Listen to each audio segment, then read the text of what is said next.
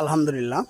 প্রিয় বন্ধুরা, এই মুহূর্তে অবস্থান করছি শিমুলকান্দি নদীর তীরে।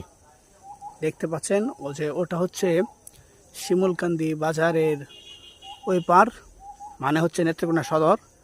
আর এটা হচ্ছে পূর্বতলা, মানে হচ্ছে পূর্বতলার খলিশহর ইউনিয়নের শেষ একবারে সীমান্ত, শিমুলকান্দি ৯ নং ওয়ার্ড।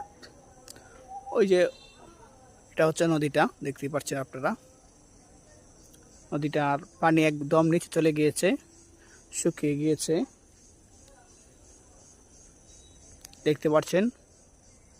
প্রিয় বন্ধুরা, আমাদের আশপাশ থেকে যারা দেখতেছেন অবশ্যই কমেন্ট করে বলবেন আমাদেরকে যে আমি আপনাদেরকে কেমন দেখাতে পেরেছি।